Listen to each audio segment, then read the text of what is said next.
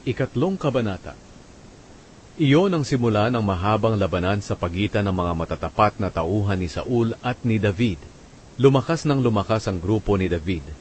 Pero ang kay Saul naman ay humina ng humina. Ito ang mga anak na lalaki ni David na isinilang sa Hebron. Si Amnon ang panganay, na anak niya kay Ahinoam na taga Jezreel.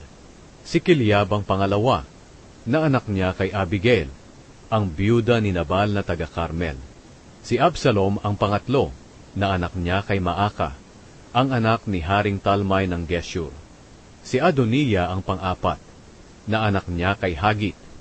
Si Shephatiah ang panglima, na anak niya kay Abital. Si Itream ang pang-anim, na anak niya kay Egla.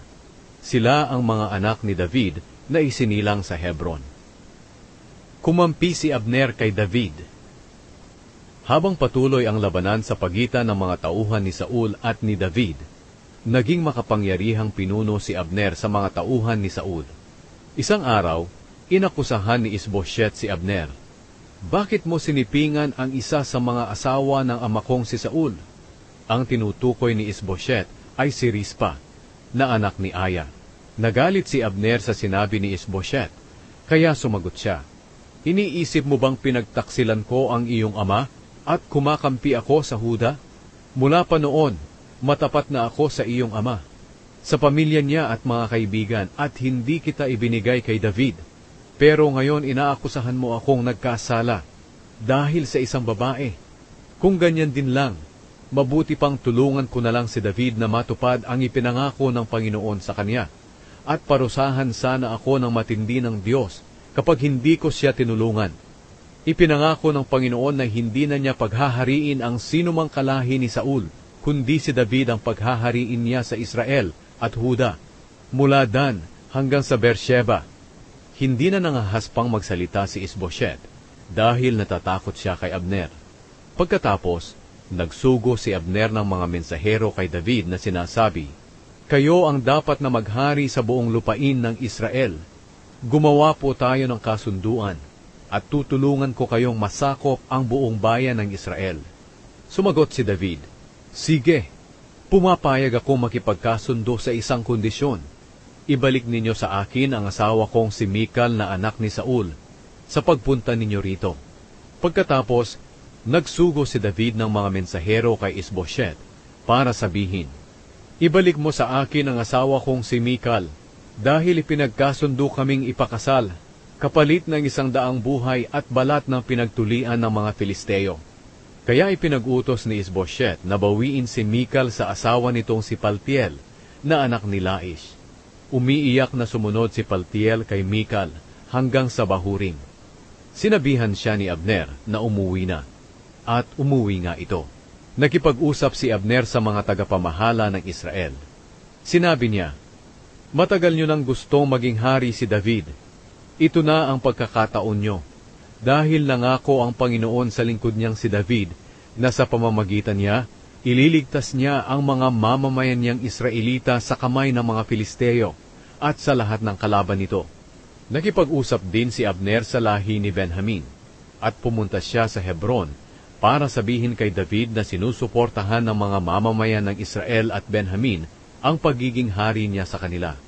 Nang dumating si Abner sa Hebron kasama ang 20 niyang tauhan, nagdaos si David ng pagdiriwang para sa kanila. Sinabi ni Abner kay David, mahal na hari, payagan niyo po akong umalis para kumbinsihin ang lahat na mamamayan ng Israel na suportahan kayo bilang hari. Sa ganitong paraan, makikipagkasundo sila sa inyo na tatanggapin nila kayo bilang hari. Pagkatapos, makakapamuno na po kayo sa buong Israel sa paraang gusto ninyo. At hinayaan ni David si Abner na umalis ng matiwasay. Pinatay ni Joab si Abner. Dumating si Joab at ang ibang tauhan ni David sa Hebron mula sa pagsalakay, at marami silang dalang samsam mula sa labanan. Pero wala na roon si Abner dahil pinaalis na siya ni David ng matiwasay. Nang mabalitaan ni Joab na pumunta si Abner sa hari at pinaalis ng matiwasay, pumunta si Joab sa hari at sinabi, ano po ang ginawa niyo? Pumunta na sa inyo si Abner, bakit pinaalis pa ninyo? Ngayon wala na siya. Kilala nyo naman si Abner na anak ni Ner. Pumunta siya rito para dayain at obserbahan ang bawat kilos ninyo. Iniwan agad ni Joab si David at nag-utos siyang habulin si Abner. Inabutan nila ito sa balon ng Sira at dinala pabalik sa Hebron. Pero hindi ito alam ni David. Nang naroon na si Abner sa Hebron, dinala siya ni Joab sa may pintuan ng lungsod, at kunwari kakausapin niya ito ng silang dalawa lang. At doon sinaksak ni Joab si Abner sa tiyan bilang paghihiganti sa pagpatay ni Abner sa kapatid niyang si Asahel. At namatay si Abner. Nang mabalitaan ito ni David, sinabi niya, "Alam ng Panginoon na inosente ako at ang mga tauhan ko sa pagkamatay ni Abner na anak ni Ner. Si Joab at ang pamilya niya ang may pananagutan dito. Sumpain nawa ang pamilya niya at huwag mawalan ng may sakit na tulo, malubhang sakit sa balat, pilay, mamamatay sa labanan, at namamalimos."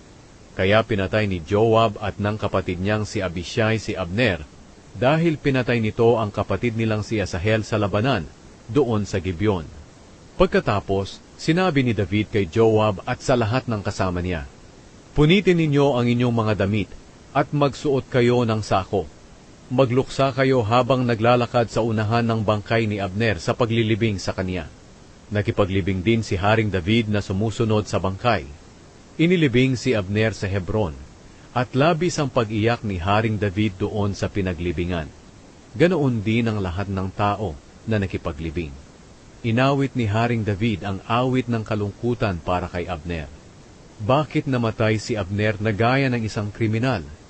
Hindi iginapos ang mga kamay niya, ni ikinadena ang mga paa niya, pero pinatay siya ng masasamang tao. Muling iniyakan ng mga tao si Abner. Nang araw na iyon, hindi kumain si David, kaya pinilit siya ng mga tao na kumain. Pero nanumpa si David, "Parusahan sana ako ng matindi ng Diyos kapag kumain ako ng anuman bago lumubog ang araw." Natuwa ang mga tao sa mga sinabi ni David. Pati na rin ang lahat ng ginagawa ni David ay kanilang ikinatuwa. Kaya nalaman ng lahat ng mamamayan ng Israel na walang kinalaman si Haring David sa pagkamatay ni Abner. Pagkatapos, sinabi ni David sa mga tauhan niya, "Hindi niyo ba naiisip na napatay ang isang makapangyarihang pinuno ng Israel sa araw na ito? At kahit ako ang piniling hari ngayon, hindi ko kaya sina Joab at Abishai na mga anak ni Zeruya. Mas malakas sila sa akin. Kaya ang Panginoon na lang ang maghihiganti sa masasamang taong ito, dahil sa kasamaang ginawa nila."